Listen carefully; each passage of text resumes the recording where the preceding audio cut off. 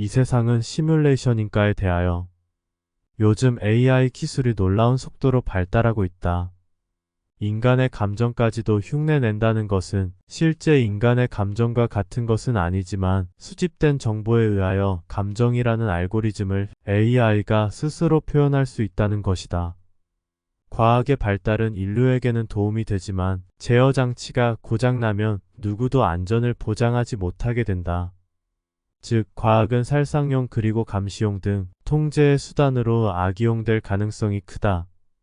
나아가 특정 집단의 이익을 목적으로 조직적으로 남용된다면 인류의 미래는 암울해질 것이다. 따라서 지나친 과학의 발전보다는 인간의 문명이 풍요로워지고 특정 집단만을 위하는 길이 아닌 모두가 두루 평등하여 억압과 착취가 사라진 풍요로운 길을 가야 한다. 깨침이라고 하는 진리를 밝히는 길을 감에 있어서 종교와 과학은 다양한 형태로 존재의 본질을 못보게 속인다. 그야말로 곳곳에 장애물을 심어두었다. 즉, 괴로움이 깊어질수록 신에게 의지한다거나 깨침이 깊을수록 불성과 하나가 되어 진리의 눈이 멀어진다거나 과학이 발달할수록 이 세상을 실제하지 않는 시뮬레이션으로 보는 경우이다. 2500년 전 시다르타의 실제성을 논하기에 앞서 불교에서 말하듯 이 세상은 실제하지 않는 환영이라는 말과 상응하여 보면 시뮬레이션은 더욱 그럴듯해진다. 이 세상은 과연 환영과도 같이 시뮬레이션이 맞는가? 결론부터 말하면 나는 이 세상을 환영으로 보지 않으며 시뮬레이션이라고도 생각하지 않는다. 불교에서 말하는 이 세상을 환영으로 보는 이유는 고정된 실체가 없기에 모든 만물은 모였다가 흩어지는 상호 인연과 조건에 따라 연기에 의하여 순환하며 나가 있으므로 세상이 있고 내가 없으므로 세상이 없다는 심오한 논리로 결국 집착을 줄이라는 말이다. 이러한 연기에 의한 첩근법은 틀린 말은 아니다. 그러나 고정된 실체가 없다는 말은 본체가 없다는 말이 아니며 본체가 형상과 모양을 바꾸며 나타났다가 사라지는 것이지 아예 본체 자체가 없다는 말은 아니다. 또한 주관적으로 보면 자신의 있고 없는 유무에 따라 세상도 같이 유무로 변하는 것은 맞으나 자신이 없다고 하여도 이 세상은 자신의 연기와 상관없이 무관하게 유지되고 돌아가고 있음을 알아야 한다. 즉, 각자의 연기인 것이며 하나의 객체가 무가 된 듯 보여도 다른 객체들은 객체마다 각각의 연기에 의하여 무에 이른 듯 보이는 것이다. 따라서 상호 연계성은 일정 부분 연기에 영향을 주지만 결정적 있음과 없음은 개별적 성향이 강하다. 결국 집착과 번뇌의 소멸을 위하여 세상을 환영으로 보는 첩근법은 훌륭하지만 실제로의 세상은 그대로 있음이며 드러나지도 줄어들지도 않는다.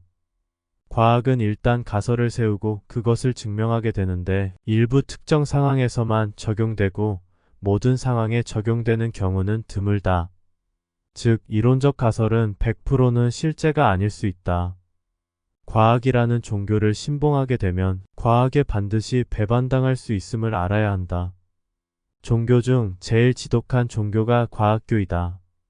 그러면 이 세상이 시뮬레이션인가이다.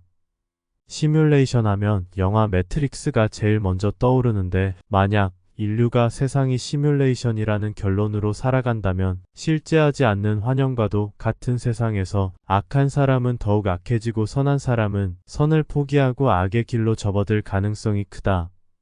왜냐하면 실제하지 않는 게임 속과도 같은 세상에서는 선악의 중요성보다는 생존 보존과 퀘스트 달성 그리고 아이템 획득이 더 중요하기 때문이다. 한마디로 탐욕과 향락의 길을 갈 가능성이 커진다.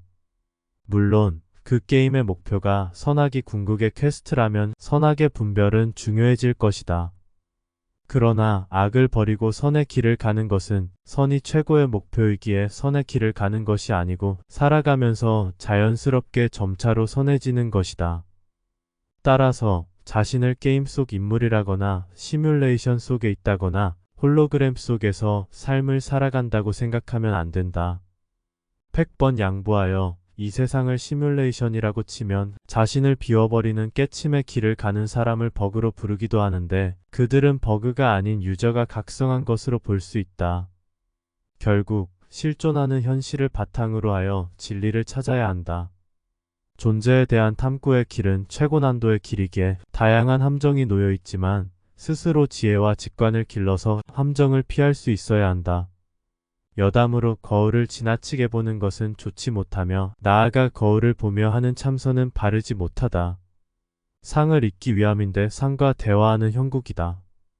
백설공주에 나오는 비극은 거울이 시발점이다. 주술이나 예언에 이용되는 오컬트적 도구로서 거울과 구슬 등 모양을 비추는 물체는 될 수 있는 대로 피하여 가까이 하지 않는 것이 좋다.